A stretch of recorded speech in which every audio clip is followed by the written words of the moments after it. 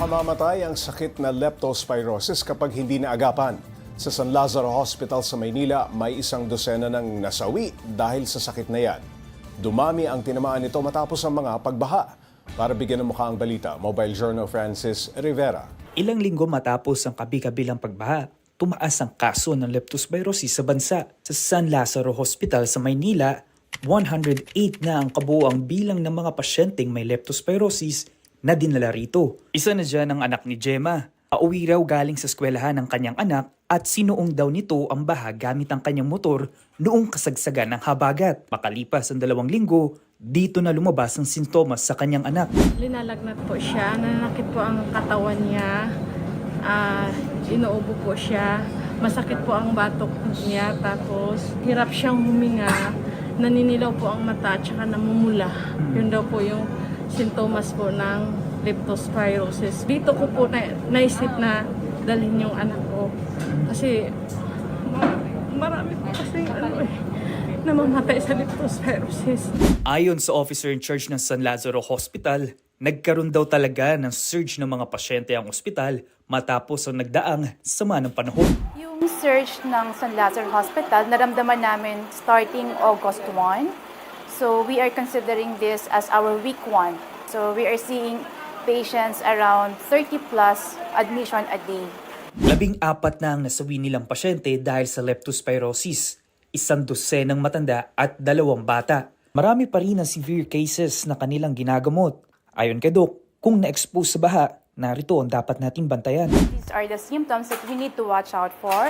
Usually it develops around first day to 2 weeks. Ang mapapansin mo lang dyan ay ordinary fever, flu-like symptoms, we develop body pain, body malaise. After that, nagde-develop na tayo ng moderate to severe symptoms like hirap sa pag-ihi, hirap sa paghinga, sometimes nagbo-vomit ang mga pasyente natin ng dugo, and sometimes meron ding diarrhea. Kaya naman kung mayroong ganitong sintomas, payo ni Doc, agarang magtungo na sa malapit na ospital para maagapan ang nararamdaman. So we are encouraging everyone, if you have the exposure to any flood, with or without symptoms, kindly seek consultations to the nearest health center para mabigyan ng kaagarang lunas ang ating mga nararamdaman po.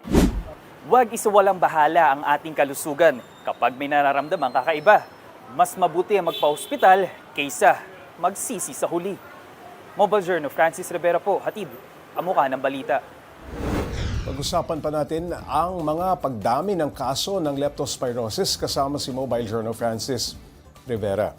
Francis, lahat daw ba ng kaso ng leptospirosis dyan sa San Lazaro Hospital ay mga lumusong sa baha?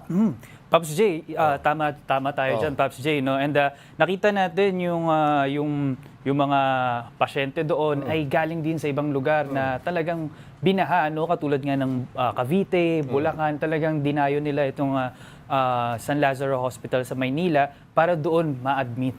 Okay, kapag severe cases, ano ang usually na sintomas na to? Paano yan tinutugunan ng ospital? Nasabi nga ni Doc, no, na kapag severe, no, yung mga cases, andyan yung hirap talaga umihi, may mga times na nagsusuka ng dugo, hirap huminga, at ayun nga, yun na ano din nung nanay, no, nung pasyente, naninilaw at namumula ang kanilang mata. Okay, Francis, nasabi ba ni Doc kung paano nagkaroon ng leptospirosis yung 2 batang nasawi?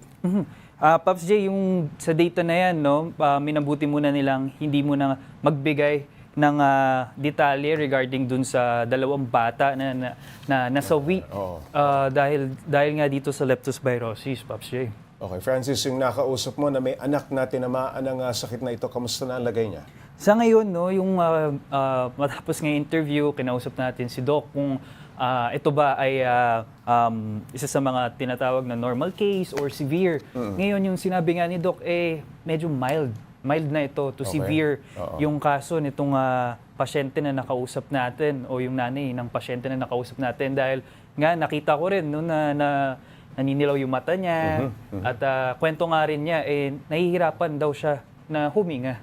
Okay. Francis, ano bang incubation period ng leptospirosis? Yun nga, tumatagal kasi yun, no, na-explain na 1 day to 2 weeks. No? Kaya siguro or kaya nagkakaroon ng surge sa mga ospital ng mga kaso ng leptospirosis kasi after 2 weeks talagang 2 weeks ago, yung sunod-sunod Sunod-sunod na na pag-ulan, pagbaha. And doon na lumalabas usually yung mga sintomas nitong sakit na ito.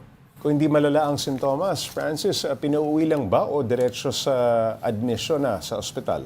Yung mga, hindi naman yung mga, hindi naman severe yung cases nito, Pops J, ang ginagawa nila, under monitoring, no? Ino-observe nila yung pasyente, kung lalabas pa yung, kung magiging severe ba. Kasi nga, nakwento din ni Doc, na itong mga kaso ng leptospirosis, mabilis yung pag-transmit nito sa ating katawan. At from normal cases, mabilis na nagiging mild to severe. So sabi nga may nakwento dun si Doc na dinala na okay pa, normal cases pa, pero after ilang hours, no, biglang nagiging severe ang kaso nitong ibang pasyente. Payo ni Doc Francis, sumugod agad sa ospital kapag nakaramdam ng sintomas ng leptospirosis. Meron bang pwedeng gawin sa bahay pansamantala? Halimbawang mahirapan pumunta sa ospital.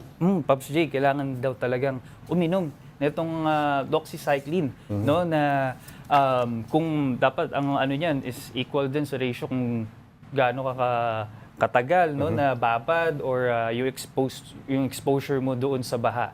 So, yun yung mga other remedy muna na kailangan nilang gawin kung hindi pa nila kayang pumunta sa mga ospital. Maraming salamat, Mobile Journal Francis Rivera.